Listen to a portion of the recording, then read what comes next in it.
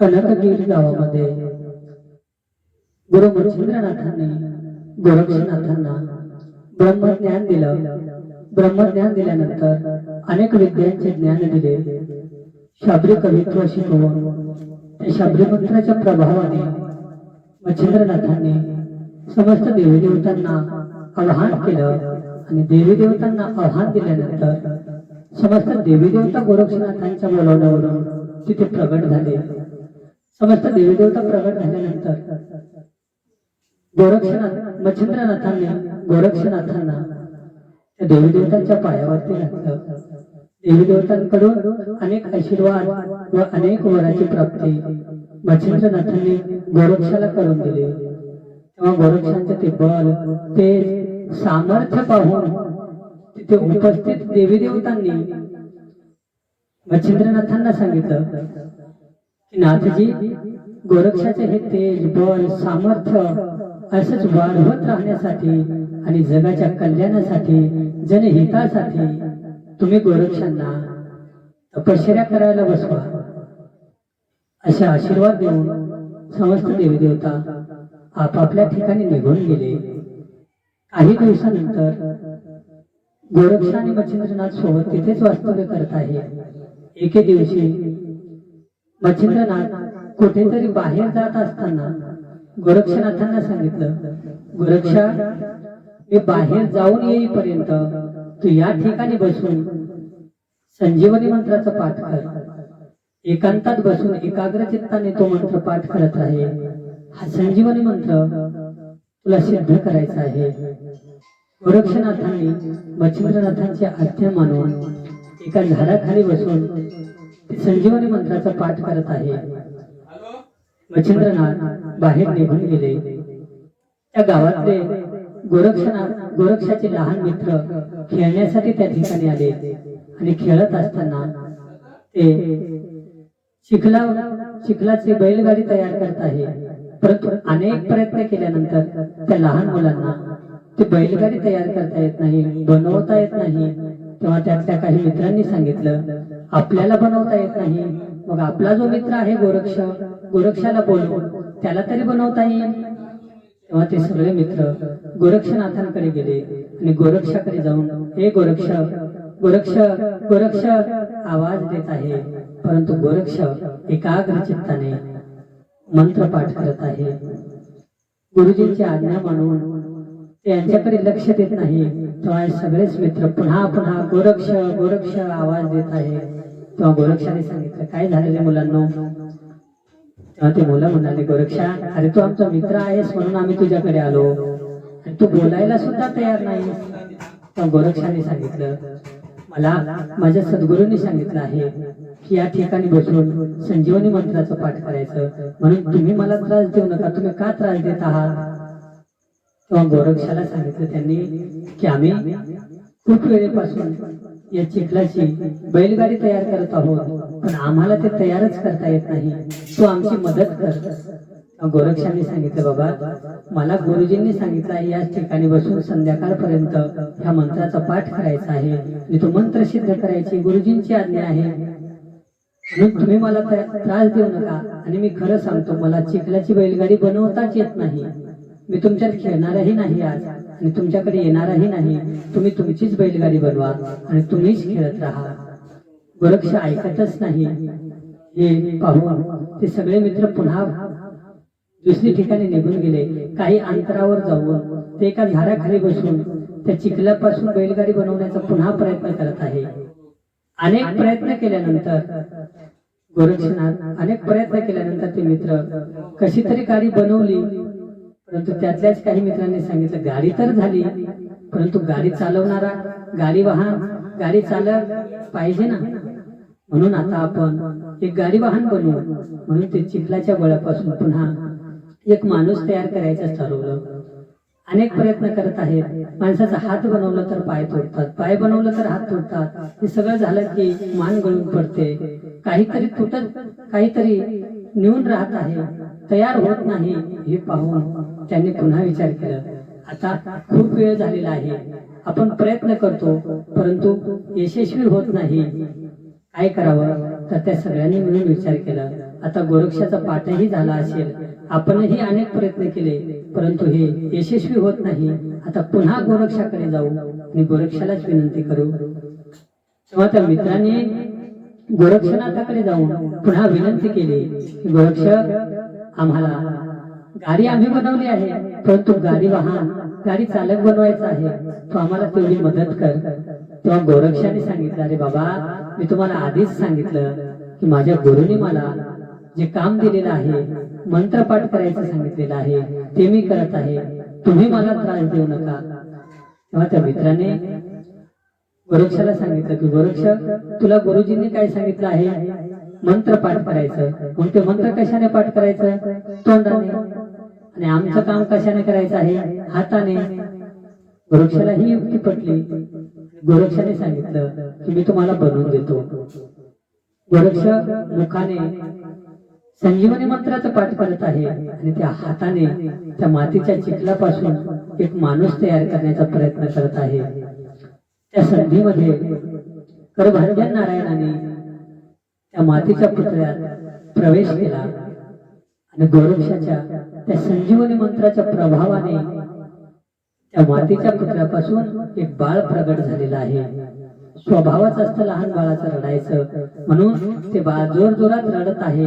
हे आवाज ऐकून गोरक्षाचे मित्र घाबरले, गोरक्षही घाबरलेला आहे। भूत भूत इथे भूत आहे असं म्हणून ते सोयरावैरा पळत आहे। इकडे तिकडे पळत असताना घाबरलेले आहे आणि त्याच रस्त्याने त्याच मार्गावरून मच्छिंद्रनाथ येत होते। मच्छिंद्रनाथांनी त्यांना पाहिलं ही मुलं एवढे का घाबरलेले आहे, सोयरावैरा का पळत आहे, त्यांनाही काही माहित नाही। त्यांनी त्या मुलांना जवळ बोलवलं, त्यांना धीर दिला आणि विचारलं, बाळांनो, तुम्ही एवढे का घाबरलात? तेव्हा ते लहान मुलं म्हणत आहे, महाराज, त्या ठिकाणी भूत आहे, तुम्ही तिकडे जाऊ नका। तेव्हा त्याला मच्छिंद्रनाथांनी सांगितलं, तुम्ही मला दाखवा ते भूत कुठे आहे, मी त्याला चांगलीच शिक्षा करतो। परंतु ते लहान मुलं म्हणत आहे, ते अजून लहान आहे आणि ते मोठं होईल, तुम्हालाही खाईल, म्हणून तुम्ही तिकडे जाऊ नका, आम्हीही तिकडे येणार नाही। मच्छिंद्रनाथांनी त्यांची समजूत काढली, त्यांना धीर दिला आणि मच्छिंद्रनाथांनी सांगितलं, मला तुम्ही दुरूनच दाखवा ते कुठे आहे। तेव्हा त्यातल्याच काही भीत मुलं मच्छिंद्रनाथासोबत जाऊन त्यांना लांबूनच दाखवलं, ते बघा रडणारा बाळ। मच्छिंद्रनाथांना ते दाखवलं आणि ते मुलं तिथूनच पळ काढली। मच्छिंद्रनाथ त्या ठिकाणी जाऊन बघतात तर काय, करभांजन नारायण ते प्रगट झालेले आहे। हे पाहून मच्छिंद्रनाथांना खूप आनंद झालेला आहे। त्यांच्या आनंदाला पारावार नाही। त्यांनी त्याला उचललं, हृदयाशी धरलं आणि इकडे तिकडे पाहिलं तर तिथे गोरक्ष नाही। सकाळीच या ठिकाणी एका झाडाखाली गोरक्षाला बसवलं होतं, त्यांनी पाहिलं, परंतु गोरक्ष कुठे गेला आहे?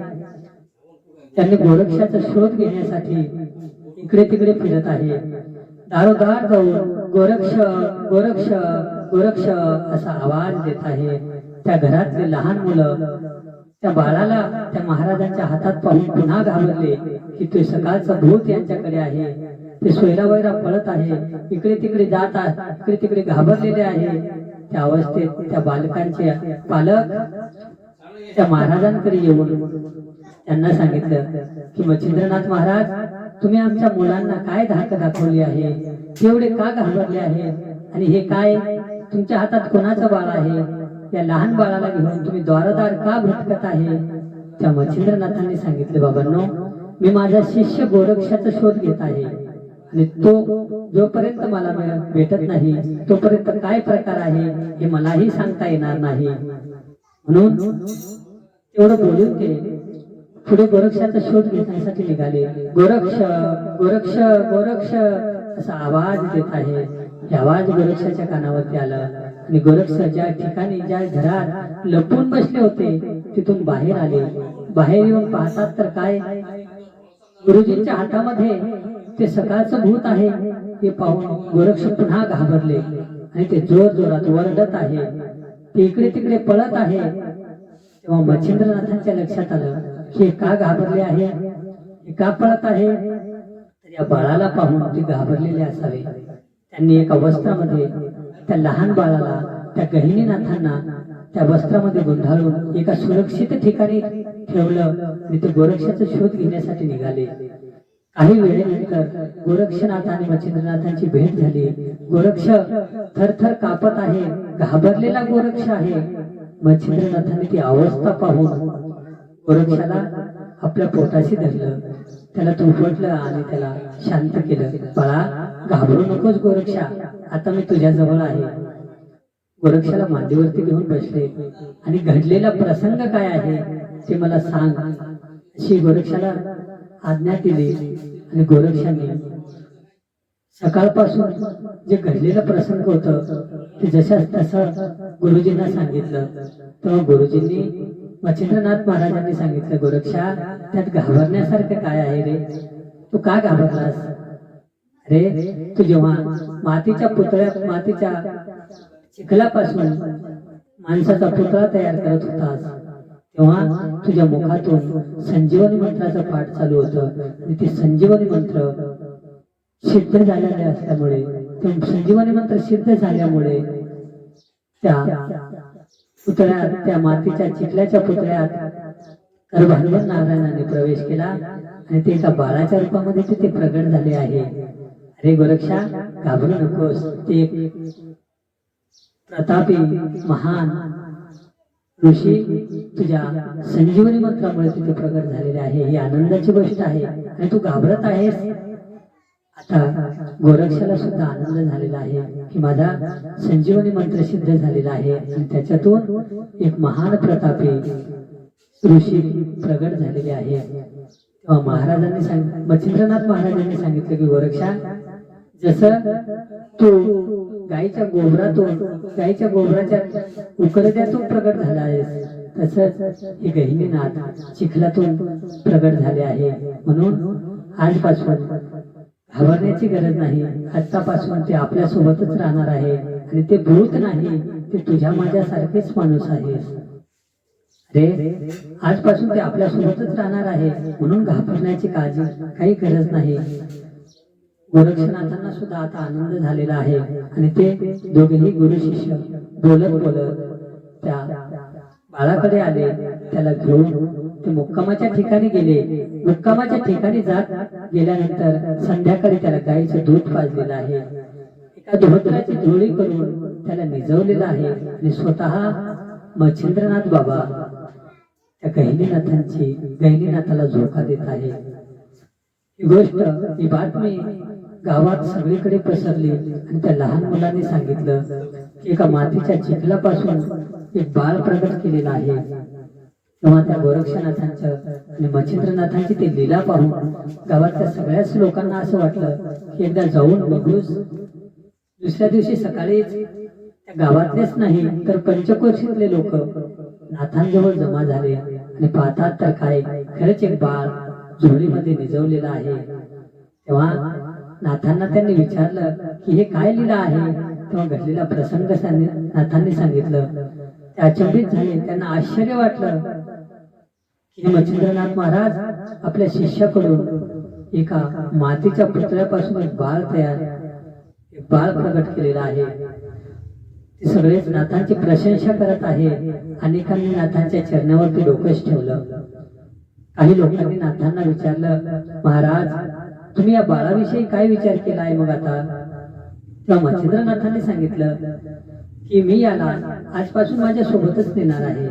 जसं माझा हा गोरक्ष तसाच हा माझा गहिनी आहे. तेव्हा त्या लोकांनी सांगितलं की महाराज, तुम्ही सर्व सामर्थ्यवान आहात हे आम्हाला माहित आहे, परंतु या बाळाचा सांभाळ करणं तुम्हाला शक्य होणार नाही असं आम्हाला वाटतं. तुम्ही सामर्थ्यवान आहात, तुमचं सामर्थ्यही आम्हाला माहित आहे, परंतु हे काम पुरुषाचं नाही, म्हणून तुम्हाला प्रवासामध्ये खूप त्रास होईल. म्हणून तुम्ही एखाद्या गृहस्थाकडे यांना सोपवा, ते त्याचं चांगल्या प्रकारे संगोपन करतील. मच्छिंद्रनाथ महाराजांना सुद्धा त्यांचं बोलणं पटलं, परंतु याला कोणाकडे सोपवायचं आहे, कोणाकडे ठेवायचं आहे असं विचार करत असताना ते पंचक्रोशीतील लोक तिथे जमा झालेले होते. त्यांनी सगळ्यांनी एकच नाव सांगितलं, महाराज आमच्या गावामध्ये मधु आणि गंगाबाई नावाचं एक ब्राह्मण दाम्पत्य आहे. खूप प्रेमळ आणि शांत स्वभावाचा हा दाम्पत्य आहे. अनेक वर्ष झाले त्यांच्या विवाहाला, परंतु त्यांना पुत्र प्राप्त नाही, संतती नाही. म्हणून तुम्ही या गहिनीला त्यांच्याकडे सोपवा, त्यांच्या पदरामध्ये टाका महाराज, आमच्या सगळ्यांची ही विनंती आहे. तेव्हा मच्छिंद्रनाथांनी त्या दाम्पत्याला समोर बोलवलं आणि ह्या बाळाला सांभाळण्याविषयी त्यांची काय प्रतिक्रिया आहे ते सुद्धा नीट ऐकून घेतलं. तेव्हा त्या मधु आणि गंगाबाई ब्राह्मण दाम्पत्यांनी हा बाळ आम्ही स्वीकारू, याला सांभाळू असं सांगितल्यानंतर मच्छिंद्रनाथांनी त्या गहिनीनाथांना गंगाबाईच्या ओटीमध्ये टाकलेलं आहे, दिलं आणि त्यांना आपल्या झोळीतील भस्म काढून सर्वांगाला भस्म लावलेला आहे. मौनास्त्र त्याच्या गळ्यामध्ये बांधून त्यांना सांगितलं की माई, तू याचा योग्य प्रकारे सांभाळ कर.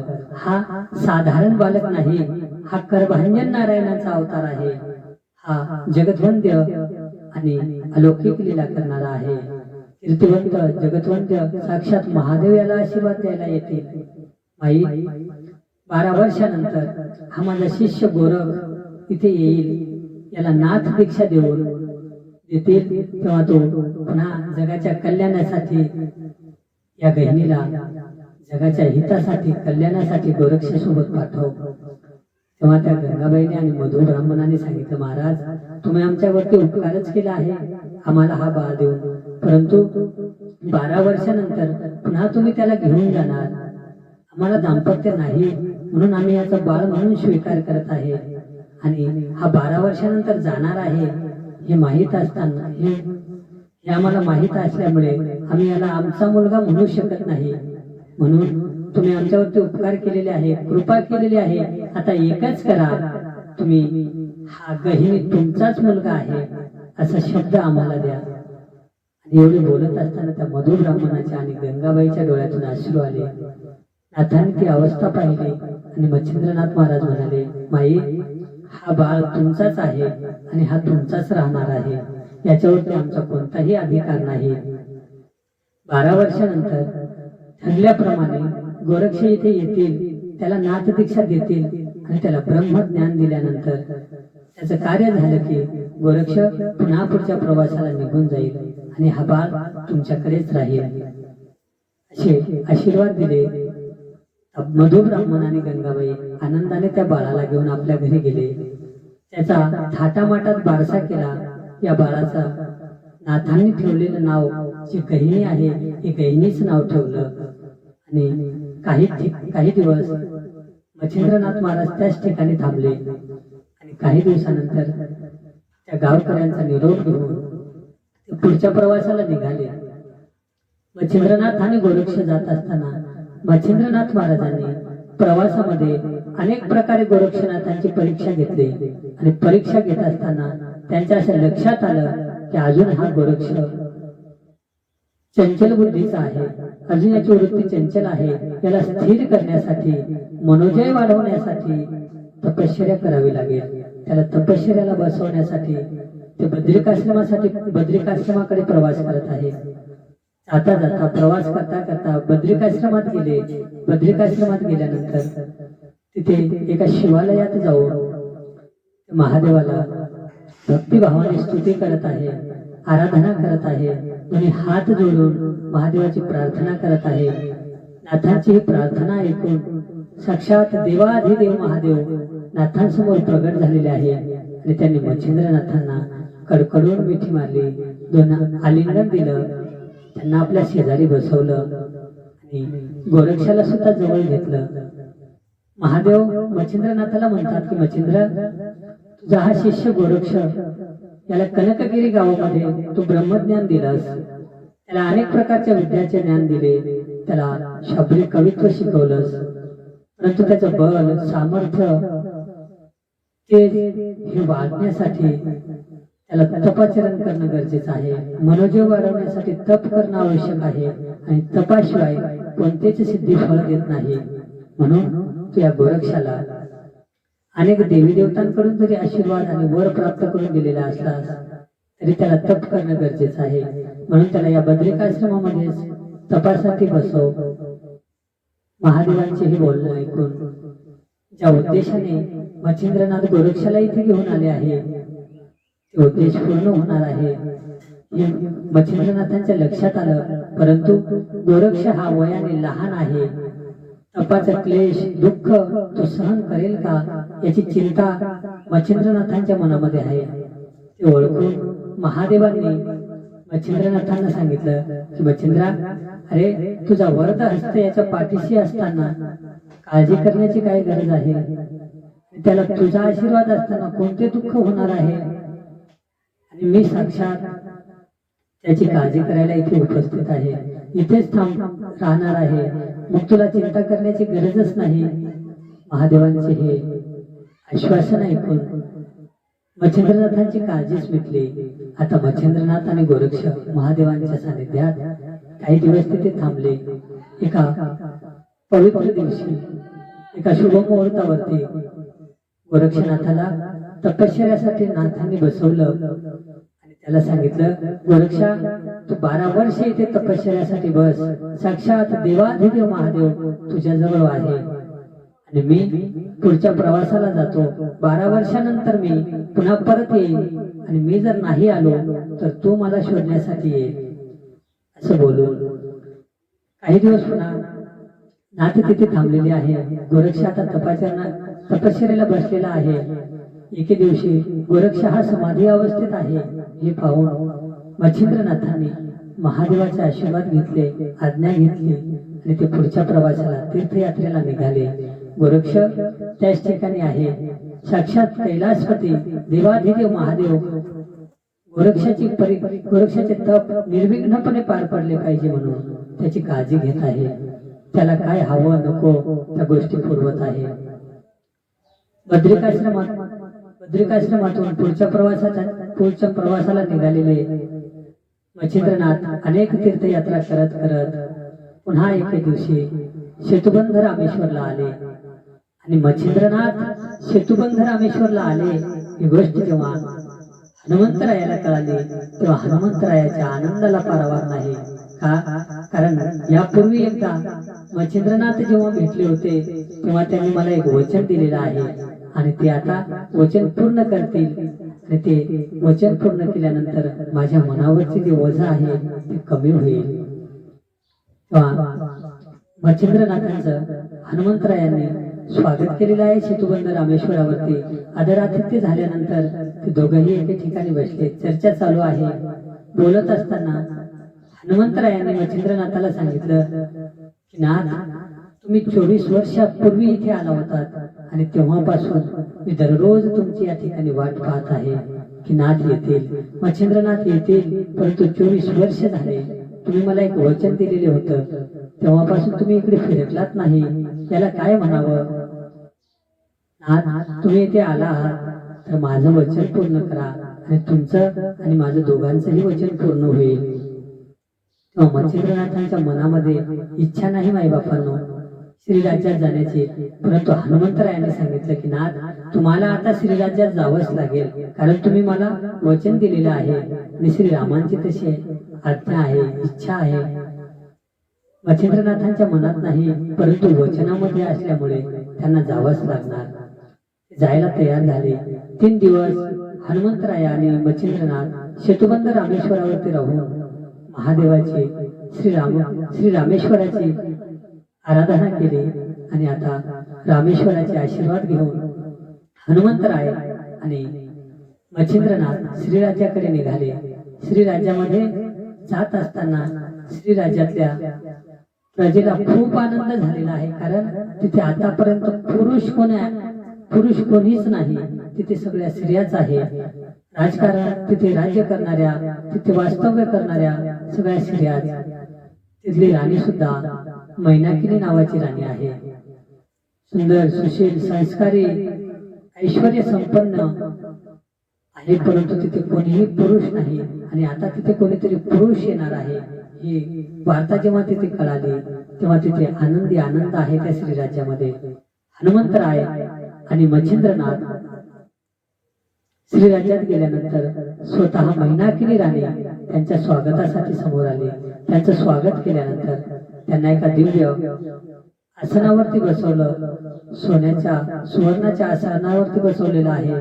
त्यांची पूजा झाल्यानंतर हात जोडले मैनाकिनीने आणि हात जोडून कपिवर्यांना हनुमंतरायाला म्हणतात की कपिवर्य, तुमच्यासोबत आलेले हे अतिथी कोण आहे? कारण त्यांना आतापर्यंत माहीतच नाही पुरुष कोण आहे, कसा असतो. तेव्हा हनुमंतरायाने सांगितलं की राणी मैनाकिनी, मी तुला काही वर्षापूर्वी एक वचन दिलं होतं की इथे मच्छिंद्रनाथाला घेऊन ये आणि ते इथे वास्तव्य करतील. तेच हे मच्छिंद्रनाथ आहे. आता ते इथे राहतील, त्यांची तुम्ही काळजी घ्या. एवढे बोलून हनुमंतराय म्हणाले, माझं काम झालेलं आहे, मी माझ्या वचनातून मुक्त झालो, आता मी जातो. मैनाकिनीने हनुमंतरायाची प्रार्थना केली आणि त्यांना सांगितलं, कपिवर्य, काही दिवस तुम्ही इथे वास्तव्य करा, काही दिवस थांबा. तेव्हा हनुमंतराय 3 दिवस त्या श्रीराज्यात थांबले आणि ते आता निघाले सेतुबंध रामेश्वराकडे आले. हनुमंतरायाच्या वचनात अडकत असल्यामुळे मच्छिंद्रनाथ त्या श्रीराज्यामध्ये राहिले. इच्छा नसताना ते तिथे थांबलेले आहे आता, कारण विधीचं विधान आहे, ते चुकवता येत नाही. म्हणून श्रीराज्यामध्ये असताना मैनाकिनी राणी त्यांची योग्य प्रकारे काळजी घेत आहे. त्यांना काय हवं नको, त्यांच्या सेवेसाठी अनेक प्रकारच्या दासी तिथे आहे, अनेक ऐश्वर्य आहे. माय बाप्पांनो, ऐश्वर्य संपन्न ते राज्य आहे. त्या राजाचा आता मच्छिंद्रनाथ महाराज राजा झालेले आहे. हा आनंद अनेक दिवस झाले, या आनंदात ते आता राज्य करत आहे. 3 वर्षानंतर त्या मैनाकिनी राणीला एक पुत्र रत्न प्राप्त झालं आणि त्या बाळाचं नाव ठेवलेलं आहे मीननाथ.